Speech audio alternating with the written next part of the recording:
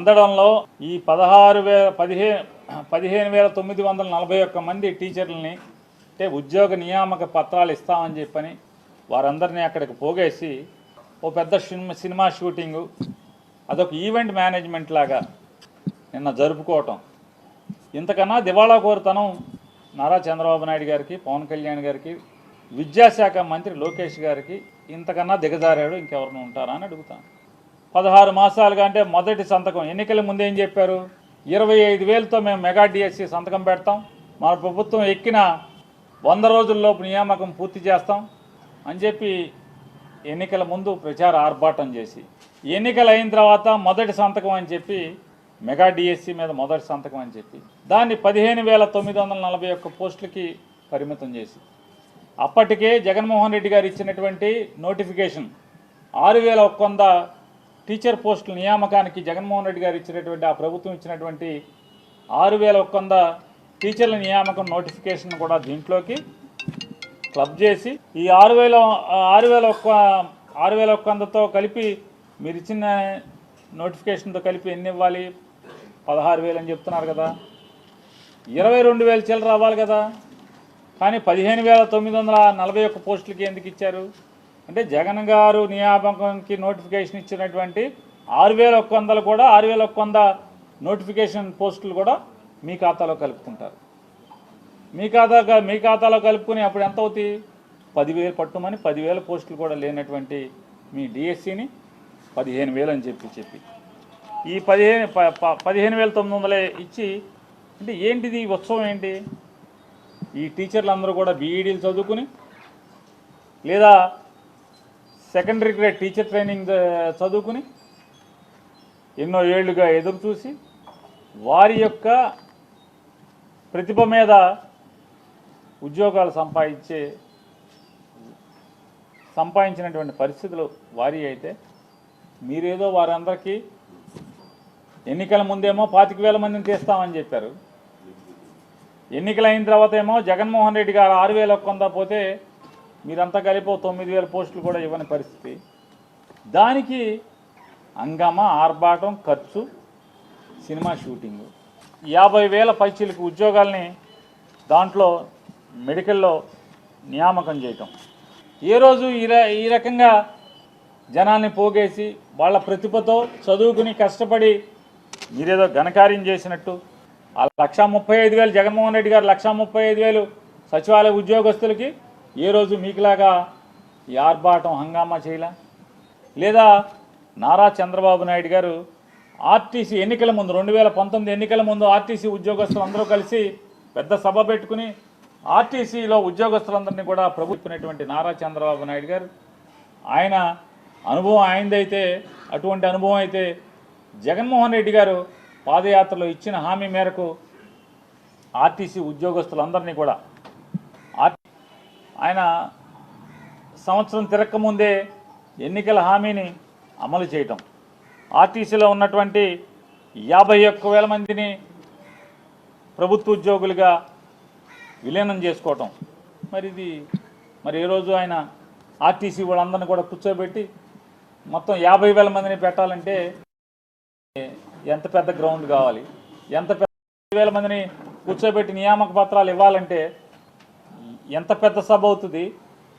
లేదా ఎన్ని రోజులు సమయం పడుతుంది వాళ్ళందరికీ కూడా నియామక పత్రం అందజేయాలంటే?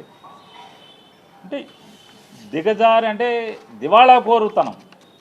ఇస్తా అన్నది 25,000, ఇచ్చిందేమో 9,000 కూడా కాదు. మీరు దీనికి నియామకం అప్లికేషన్ దశలోనే అంటే కాగితం పెట్టుకునే దశలోనే 10th క్లాస్లో ఇన్ని మార్కులు కావాలి, ఇంటర్మీడియట్లో ఇన్ని మార్కులు కావాలి, డిగ్రీలో ఇన్ని మార్కులు కావాలి.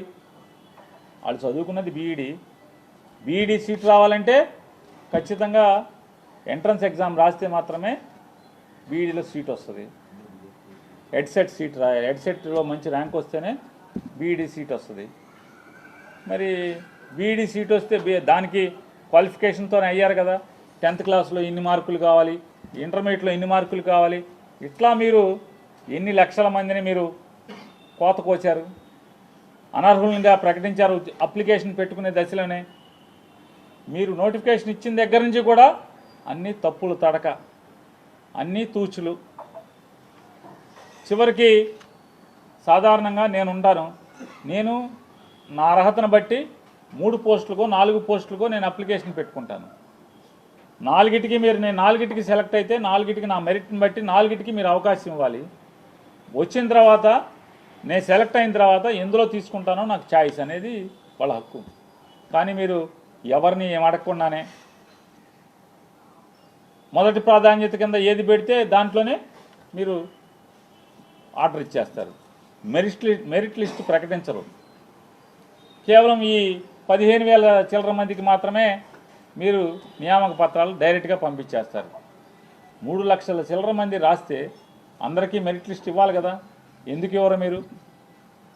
ఏం తంతు జరుగుతుంది దీంట్లో అని అడుగుతున్నాను. ఈ జగన్మోహన్ రెడ్డి గారు ఇచ్చినటువంటి దానికి హంగామా లేకపోగా నేను మిమ్మల్ని ఒకటి అడుగుతున్నాను. మీ తండ్రి గారు ముఖ్యమంత్రిగా ఉండగా, ఇవాళ ముఖ్యమంత్రి, ఆవాళ మీ తండ్రి గారు 1998లో ముఖ్యమంత్రిగా ఉండగా ఈ జగన్మోహన్ రెడ్డి గారు వచ్చే వరకు కూడా 1998 డిఎస్సిలో వాళ్ళకి పరిష్కారం ఉందా అని అడుగుతున్నాను. మీ యొక్క అడ్మినిస్ట్రేటివ్ మిస్టేక్స్ వల్ల, మీ పరిపాలన తప్పుల తడక వల్ల అన్ని కోర్టుల్లో పడి 1998 డిఎస్సి దాంట్లో పరీక్షలు రాసిన వాళ్ళు చివరికి వయసు అయిపోయినా కూడా వారికి దిక్కులేని పరిస్థితి. వారి పరిస్థితి ఏంటి? బీఈడీ చదువుకున్నారు, వేరే ఉద్యోగానికి వెళ్ళలేరు. దీంట్లో మీరు ఎవరు ఉద్యోగం? ఉద్యమాలు చేసి చివరికి జగన్మోహన్ రెడ్డి గారు ముఖ్యమంత్రి అయితే కానీ 98 డిఎస్సిలో మీరు చేసినటువంటి పాపాలకి పరిష్కారం ఎప్పుడు దొరికిందంటే సుమారుగా 1000 మందికి, సుమారుగా 5,000 మందో 6,000 మందికో పరిష్కారం దొరికింది. మీ తప్పుల వల్ల జరిగినటువంటి వాళ్ళకి అన్యాయం సరిదిద్దటానికి జగన్మోహన్ రెడ్డి గారు వస్తే కానీ దాని పరిష్కారం జరగలేదు.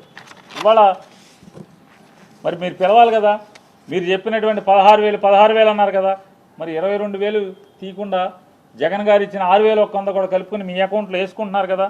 ఇది మెగా డిఎస్సి ఎందుకు అవుతుంది? పెద్ద దగా డిఎస్సి కాదా ఇది? చెప్పండి ఎడ్యుకేషన్ మినిస్టర్ గారు, విద్యాశాఖ మంత్రి గారు సమాధానం చెప్పాలి కదా.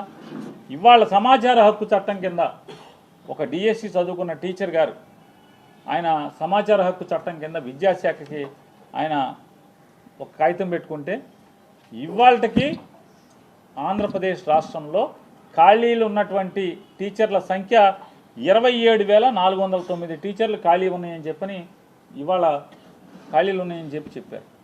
మరి 27,409 టీచర్లు ఖాళీ ఉంటే మరి మీరు ఎన్నిటికి నియామకం ఇచ్చారు?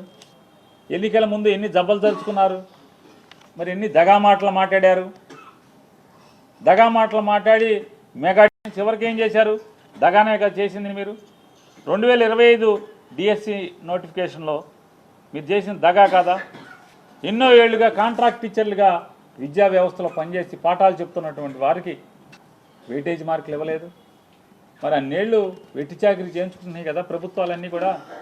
అది ఏ చంద్రబాబు నాయుడు గారి ప్రభుత్వం లేదా ఏ ప్రభుత్వం అయినా మరి దాంట్లో వెయిటేజ్ మార్కులు ఇవ్వకపోవటం వల్ల మరి వారు చేసినటువంటి సేవలు తక్కువ జీతానికి కాంట్రాక్ట్ ఉద్యోగాలు చేసినటువంటి టీచర్లందరూ కూడా వారికి అన్యాయం జరిగింది కదా.